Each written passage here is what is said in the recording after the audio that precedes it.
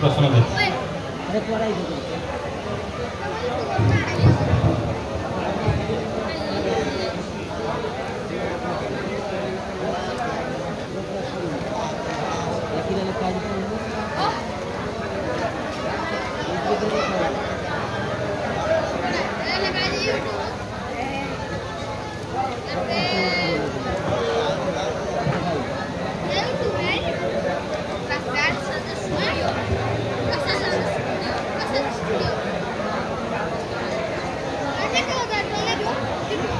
आज्ञा माने टिके निरवता रक्षा करंतु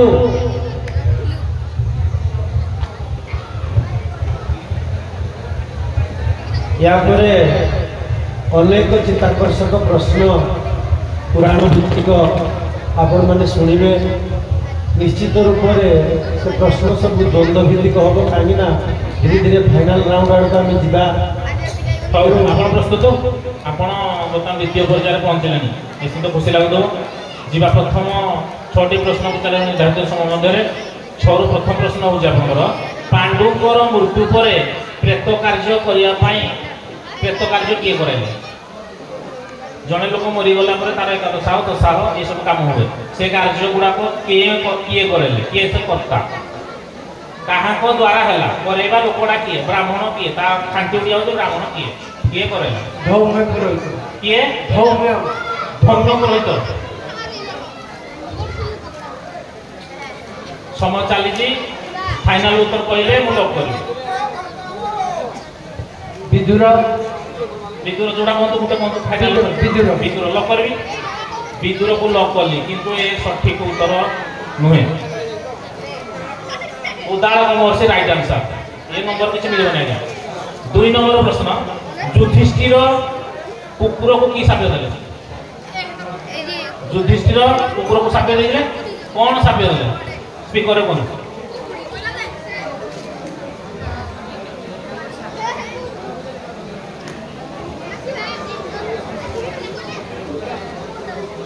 तोर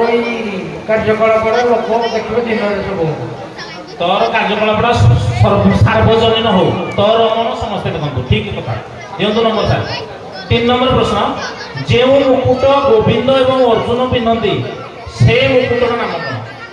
जो मुकुट को गोविंद और अर्जुन पिंधती से मुकुटर नाम कौन अनर्घमणि मुकुट अमर अनर्घमणि मुकुट अनर्घमणि अनर्घ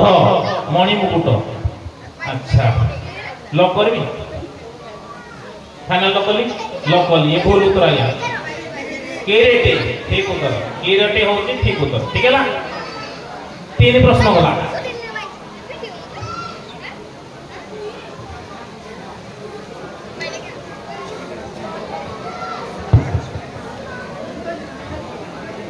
हो आपण मानक पई प्रथम प्रश्न आज्ञा विराट नगर रे छद्मवेश रे रहिबा पूर्वरु पांडव मानकर अस्त्र शस्त्र समी वृक्ष रे किए जलिला विराट नगर रे प्रवेश कले समी वृक्ष रे सब निजर अस्त्र शस्त्र रखिदेले किंतु से अस्त्र शस्त्र को जगी जण रहिला छद्मवेश रे एवं सुरक्षित भाव रे पुणी ताकई फेरे देला किए से ये होजी विराट पर्व पृष्ठा 4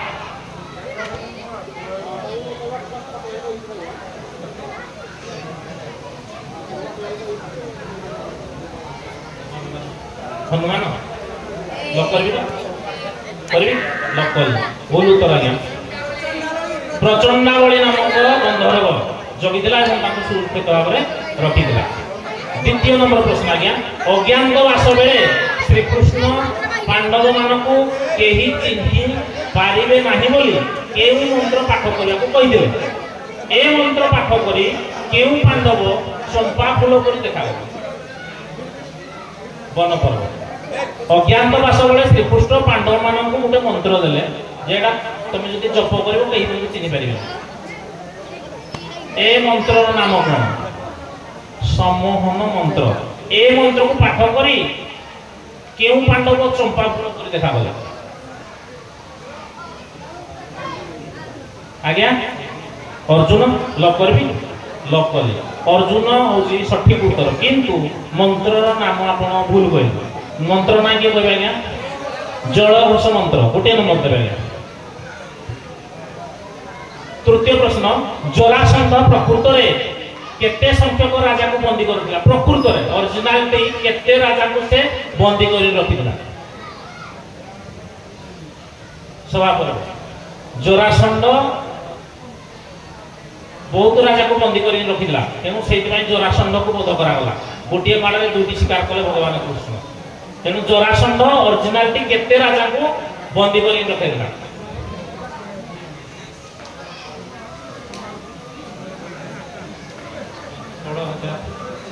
16,000 राजा को बंदी करी रखिथिला आपन पहिले लॉक करबी करे लॉक कर दिया किंतु ये भूल उत्तर आ गया लक्षे को 4 गुना राजा से बंदी कर रखिथिला ठीक अछि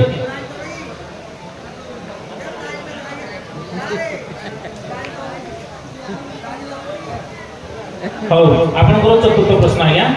श्री कृष्ण ब्रह्मा को अपूज्य होबार शाप काई दिले महाभारत अनुसार श्री कृष्ण ब्रह्मा को अपूज्य होबार शाप काई दिले वन पर्व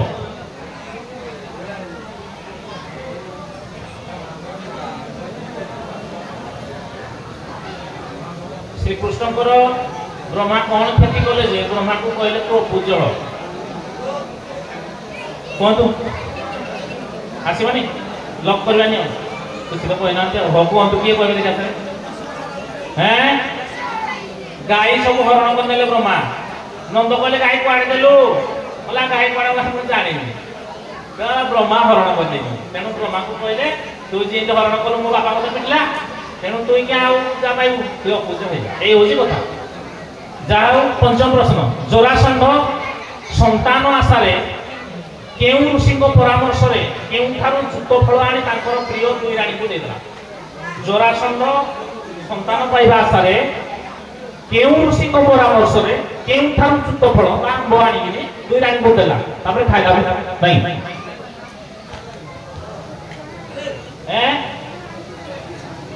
भागवत में खाइले या बोले खाइले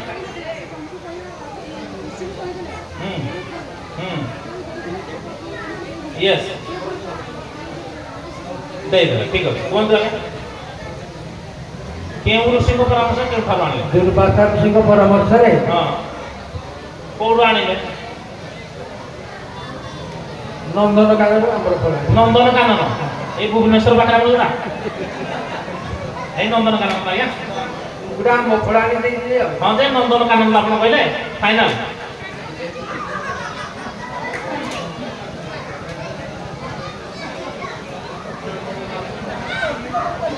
केउ उद्यान आनिला कोन तो हिडा आपण नंदन कानन कहले लॉक करबी समय चली जाय आमर बनर लॉक करबी लॉक कला भूल हे गला उत्तर दुर्वासा ऋषि आपनकर ठीक उत्तर अछि किंतु केउ जगह रु आनिले बा केउ उद्यान आनिले भूल हे गला के कहबा या हर उद्यान रु आनिले ठीक अछि सभापति शेष प्रश्न आपन पई तो बहिंदे बेले टिके टिके भूल हो गया राजकुमार उत्तर कहार पादुका नहीं दुशासन छाती ऊपर रखी तीनोटी गार काट देला राजकुमार उत्तर कहार पादुका को नहीं दुशासन छाती ऊपर रखी तीनोटी गार काट देला विराट पर्व आसमानी पास करबा हां पास कोन तो के कहबा चांडाल ठीक अछि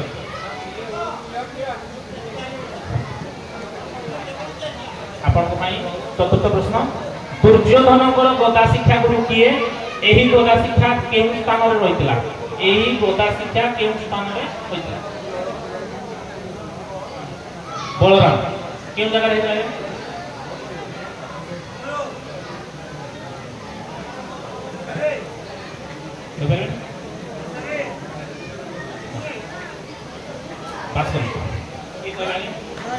रैवत पर्वत हेला किंतु बलराम आपनकर ठीक अछि गोटे नंबर देबे आज्ञा गोटे नंबर दे पंचम प्रश्न माता कुंती को पाई अर्जुन को सहस्त्र चंपा फूल कहा आदेश रे किए देले माता कुंती को पाई अर्जुन को सहस्त्र चंपा फूल कहा आदेश रे किए देले मध्य बरो माता कुंती अर्जुन को सहस्र चंपा फूल कहा आदेश किए देले नहीं आज्ञा करे किए देले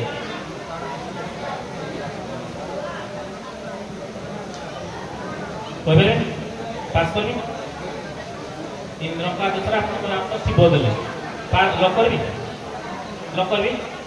कली ल किंतु भूल हो इंद्र का आदेश ठीक अच्छे आज्ञा किंतु किए देले ना भूल हो किए देले हैं कुबेर कुबेर जी महाशय कहले ठीक कहले गोटे नंबर देबे तो नंबरटा कहि देबो साथी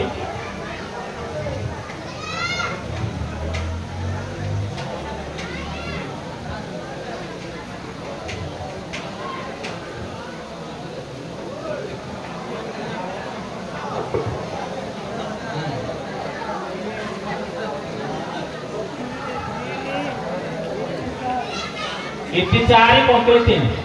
पंक्ति 3 नंबर इति 4 नंबर ठीक अछि तापर के कोन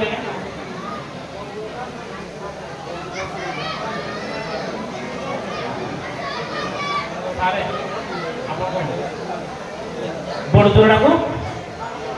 सान जोरडा आसो बड़ जोरडा को सान जोरडा आसो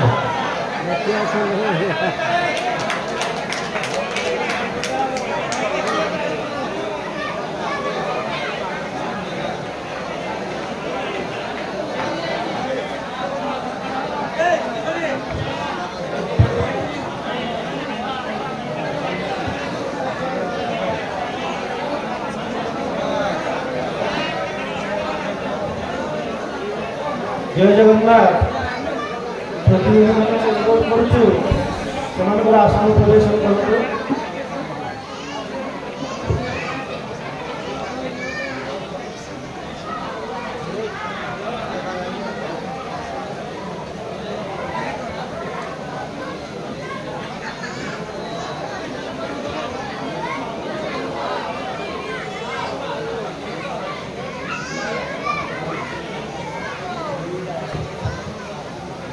वसुदेव सुतं देव कंसचाणूरमर्दनं देवकी परमानंदं कृष्णं वंदे जगद्गुरुं। श्री भगवान कृष्ण जी की पार्थंकर सारथी थिले जहांकर इच्छारे महाभारत युद्ध होइतिला धर्म संस्थापनार्थाय संभवामि जुगे जुगे धर्मर संस्थापन होता अधर्मर विनाश होता कथा ये आपण मैंने श्रवण करा हूँ आपण मानकर गोटे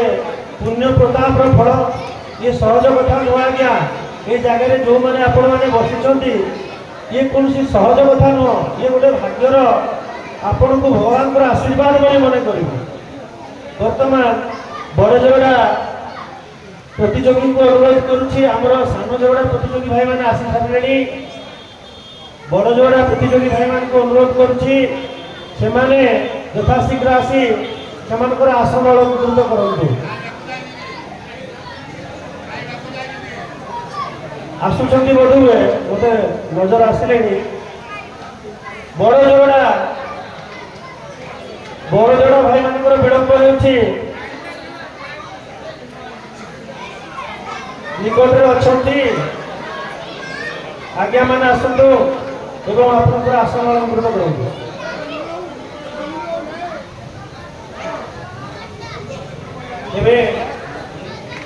प्रश्न पठा व्यवस्था करूँ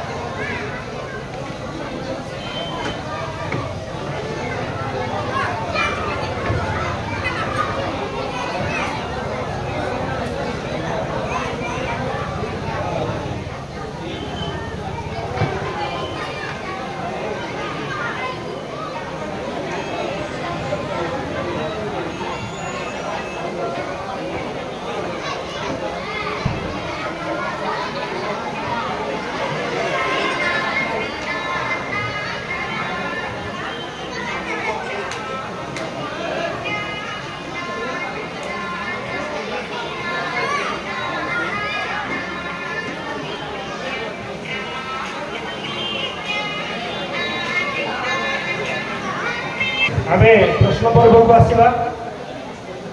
वर्तमान आपण मानक सम्मुख में दुई प्रतियोगी बड़ जोड़ा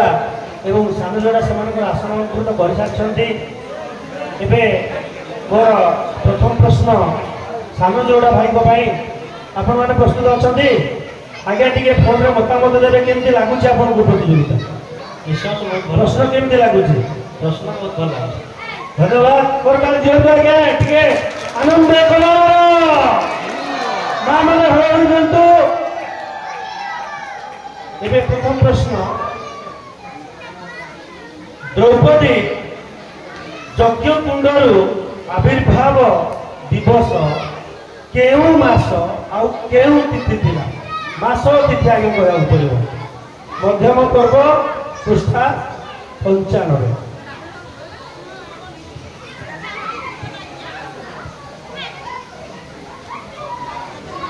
ये दुई थाकिया प्रश्न आज्ञा चिंता करूँ समय आपण आगे चित्ताकर्षक प्रश्न द्रौपदी यज्ञ कुंडरू आविर्भाव दिवस केउ मास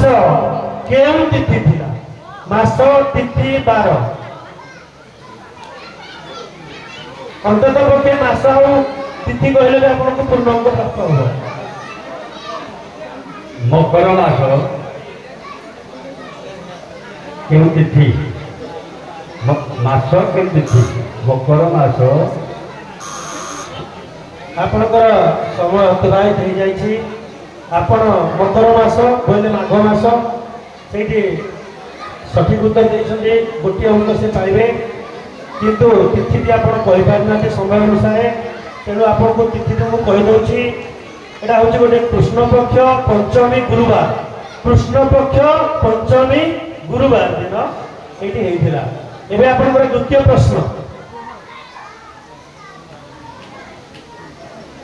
चक्रकूट लाक्षविद्ध विषय केउ तीन जन जानी चक्रकूट व्यास कृष्ण ब्रह्म ये आपंकर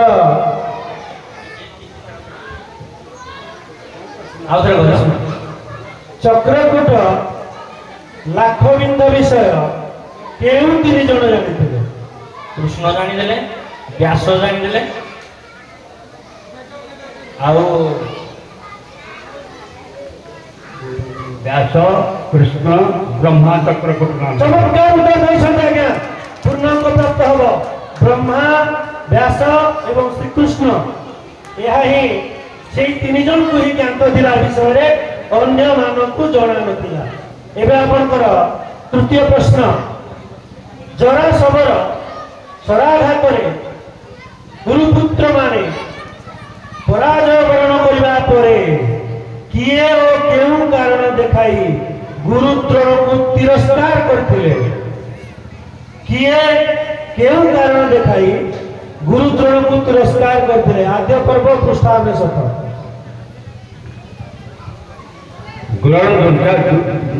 आमर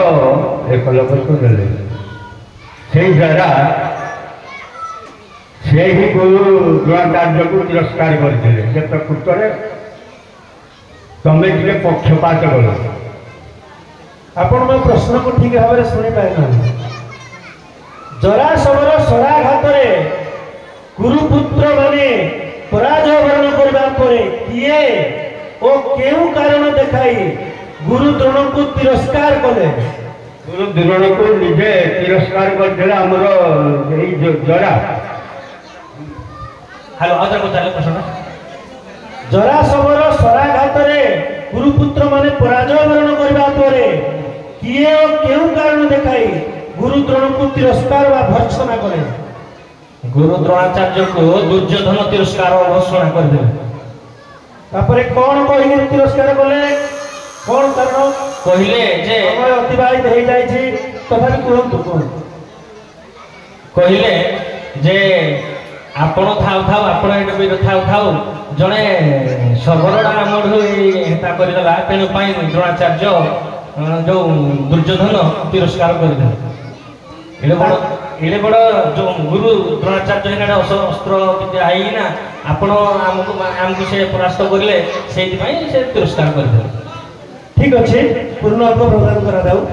दुर्योधन को कही जे आपण आमर गुरु आपण गुरु था आम शिष्य मैंने परास्त हो आउ जड़े जीती जीव यहाँ गोटे लज्जाकर कथा यही प्रकार भर्सना ताकू देते चमत्कार उत्तर देते आप एवं आपण प्रश्न आज्ञा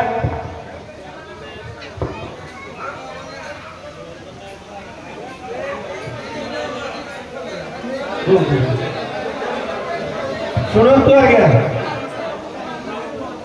ये आम आज्ञा फुटबल खेल खेलुना यहाँ हूँ गोटे धार्मिक आलोचना जड़े कहूँ कहबार शैली आम जापर से सठिक कहूँ कि ना तेणु आप धन्य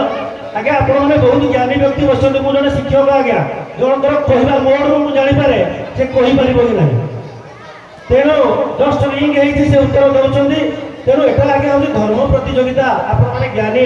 गुणी विद्वान तेणु धैर्य सहकार शुणु। बर्तमान प्रथम प्रश्न आपर पांडव मानक मध्यरु केउ पांडव मोहिनी रूप विराट नगर रे प्रवेश कले से केउ कार्य रे नियोजित हेले? अर्जुन गृहनारी होइतिले उत्तरारे से संपूर्ण ठीक उत्तर देछन्ति पूर्ण अंग प्राप्त हबो चमत्कार उत्तर प्रदान करछन्ति अर्जुन नृत्य शिक्षा पई नियोजित होइते। एबे द्वितीय प्रश्न आपण करो वेद माता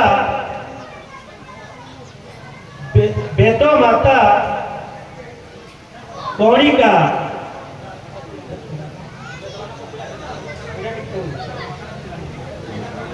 भितर गार बोलिए ना टिके आज्ञा लेखार त्रुटि अच्छी। वेद माता कपिला दशरथ को कहीं ओ की शपथ देते गुड़ काटू पुत्र एटा गोटे चमत्कार उत्तर देछन्ति सठिक उत्तर ताई टिके दिलतो आज्ञा आगे टिके करताल दियंतु उत्साहित करंतु सेमानकु। एबे आपनकर द्वितीय प्रश्न जरासंध बंदी करी रखिथिबा समस्त राजा मुक्ति पाइबा परे कहार स्तुति गान कले एवं किए कहिबार कहार स्तुति गान कले किए कहिबार स्तुति गान कले? सहदेव कहिबार कार स्तुति गान कले? कृष्णकर स्तुति गान कले भीमर भी स्तुति गान कले। मते आपण दुईटी उत्तर ठीक भाव में दियंतु। प्रथम प्रश्न है आपणकर जे कहार स्तुति कले एटा कहंतु आग बोर्डबाटरे फोन शुणिबे दर्शक माने एवं कार स्तुति गान कले? आपण संपूर्ण भूल उत्तर देछन्ति आज्ञा आपण भूल उत्तर देछन्ति। शुणन्तु शुणन्तु आपणकर सेही भाव जो उत्तर देले सेही उत्तर अनुसार श्री कृष्ण कहिबारु भीमंकर स्तुति गान है आपण ओलटा कहिदेला आज्ञा आपण ओलटा उत्तर टी कहिदेले आपण को दुई थोर आमे सुजोग देलु किंतु क्षमा करिवे आपण को प्रश्नर उत्तरटा उल्टा आइ गला। एबे ठीक अछि उत्तर होछि श्री कृष्ण कहिबारु भीमंकर स्तुति गान होइथिला। एबे पुनश्च म आपण मानको पाखु आछि आपण चतुर्थ प्रश्न आज्ञा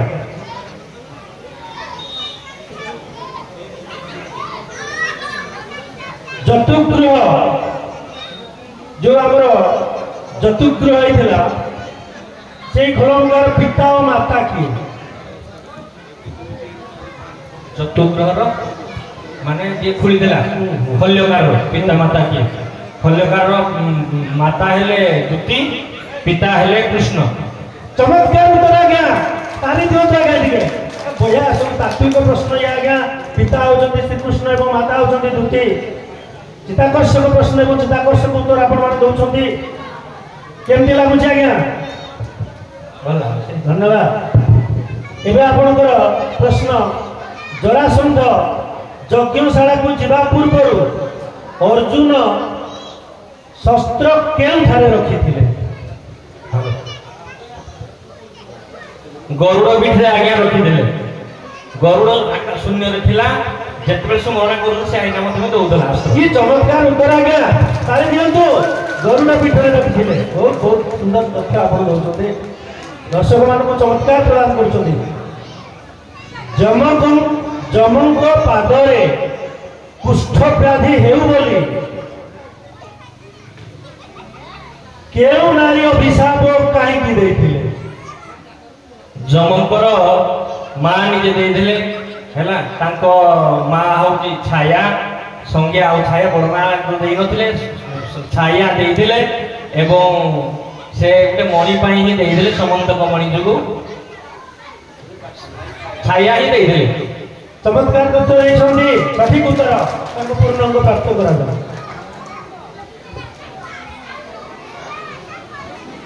ଏବେ ଆପଣଙ୍କର ଆଜ୍ଞା ଚତୁର୍ଥ ପ୍ରଶ୍ନ, ବହୁତ ଚମତ୍କାର ପ୍ରଶ୍ନ ବି ଆପଣ ପାଉଛନ୍ତି। କେଉଁ ନିର୍ଦ୍ଦିଷ୍ଟ କାରଣରୁ ମାତା କୁନ୍ତୀ ଜାଣିଲେ ଯେ ଯୁଧିଷ୍ଠିର ଦ୍ୱାରା କୌଣସି କାର୍ଯ୍ୟ ସିଦ୍ଧି ହେବ ନାହିଁ? ମାଛି ଦୌଡ଼ିବାର ଯୋଉ ନ ମାରି ଅଗେଇଦେଲା କିନ୍ତୁ ପଡ଼ିବାର ଦୟା ଭାବ ଆପଣ ଟିକେ ବ୍ୟାଖ୍ୟା କରିକି କୁହନ୍ତୁ ଆଜ୍ଞା। ମାଛି କାମୁଡ଼ିଲା ହଁ। ତାକୁ ନ ମାରି ତ ଦେଇଦେଲେ ହଁ। ଆଉ ପଡ଼ିଲା খুব সুন্দর চমৎকার উত্তর, পূর্ণ উত্তর প্রাপ্ত হব। বহুত বঢ়িয়া উত্তর দিয়েছেন। যেতবে 7 বর্ষ বয়স হয়েছিল সেতবে সে যুধিষ্ঠির এক মাছি দংশন করবারু মাছিକୁ ନ ମାରି ତାକୁ ଉଡ଼େଇ ଦେଇଥିଲେ। ସେଇ ଦିନଠୁ ତାଙ୍କର ଉଦାର ଗୁଣ, ଧର୍ମପରାୟଣତା ପିଲାଦିନରୁ, ଯେମିତି ତୁଳସୀ ଦୁଇ ପତ୍ରରୁ ବାସେ, ପିଲାଦିନରୁ ହିଁ ଜଣା ପଡ଼ିଥିଲା ଇଏ ଧର୍ମରାଜ ଯୁଧିଷ୍ଠିର ହେବେ। ତାଙ୍କ ଭିତରେ ଏତେ ସହନଶୀଳତା, ଏତେ ଦୟା ଭାବ ଥିଲା, ଯାହାକି ପରବର୍ତ୍ତୀ ସମୟରେ ତାଙ୍କୁ ଧର୍ମରାଜ ଯୁଧିଷ୍ଠିର କରିଦେଇଥିଲା। ତେବେ ଚମତ୍କାର ଉତ୍ତର ଆପଣଙ୍କର। ଏବେ ଆପଣଙ୍କ ପ୍ରଶ୍ନ, ଏକ ମୁଖ ପୁରୁଷକୁ ମନାଇ ନୁହଇ ଷଡ଼ ଗୋଟା ମୁଖ କେନେ ମୁହି ବେଧି ବହି। ଏକ ମୁଖ ପୁରୁଷକୁ ମନାଇ ନୁହଇ ଷଡ଼ ଗୋଟା ମୁଖ କେନେ ମୁହି ବେଧି ବହି। ଏ ଉକ୍ତି ବଳରାମ ପୁତ୍ର ଅଭିନ୍ଦାନନ୍ଦ ବିବାହ ବେଳେ ଜଣେ ନାରୀ କହିଥିଲେ। ଏବେ ଆପଣଙ୍କୁ ପ୍ରଶ୍ନ, ସେ ନାରୀ କିଏ ଓ କାହାକୁ ଭର୍ତ୍ସନା କରି ଏମିତି କଥା କହିଥିଲେ? ମଧ୍ୟପର୍ବ ପୃଷ୍ଠା 637। ଆଉ ଥରେ ପ୍ରଶ୍ନ, ପଦଟା ଜାଣିଛନ୍ତି? ଏକ ମୁଖ ପୁରୁଷକୁ ମନାଇ ନୁହଇ ଷଡ଼ ଗୋଟା ମୁଖ କେନେ ମୁହି ବେଧି ବହି। ଏ ଉକ୍ତି ବଳରାମ ପୁତ୍ର ଅଭିନ୍ଦାନନ୍ଦ ବିବାହ ବେଳେ ଜଣେ ନାରୀ କହିଥିଲେ। ସେ ନାରୀ କିଏ ଓ କାହାକୁ ଭର୍ତ୍ସନା କରି ଏମିତି କଥା କହିଥିଲେ? ଆନନ୍ଦାନନ୍ଦ। ବଳରାମ ପୁତ୍ର ଆନନ୍ଦାନନ୍ଦ ବିବାହ ସମୟରେ ଜଣେ ନାରୀ କହିଲେ ନା, ତା ଅର୍ଥ ହଉଛି 6ଟା, ଗୋଟେ ମୁଖ ପୁରୁଷକୁ ସମ୍ଭାଳି ହବନି, 6 ମୁଖ ପୁରୁଷକୁ କିଏ ସମ୍ଭାଳିବ? ହଁ,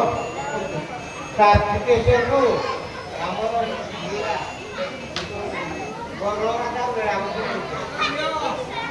ବରୁଣଙ୍କର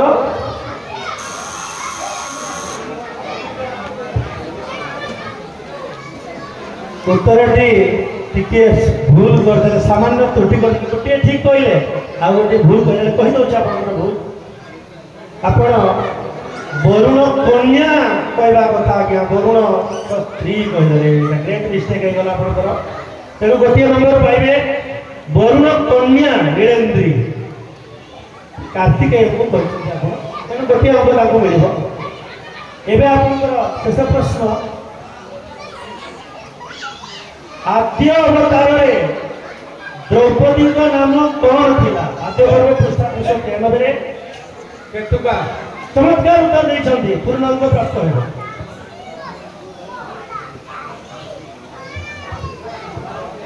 ବର୍ତ୍ତମାନ ସରିଯାଇଛି। ଆପଣଙ୍କର ନମ୍ବରଟା ଟିକେ କହିବେ। ବଡ଼ ଯୋଡ଼ା 9 ଏବଂ ସାନ ଯୋଡ଼ା 11 ଅଙ୍କ ପ୍ରାପ୍ତ କରିଛନ୍ତି। ଧନ୍ୟବାଦ, ବହୁତ ସୁନ୍ଦର ଚମତ୍କାର ଉତ୍ତର ଦେଇଥିବାରୁ।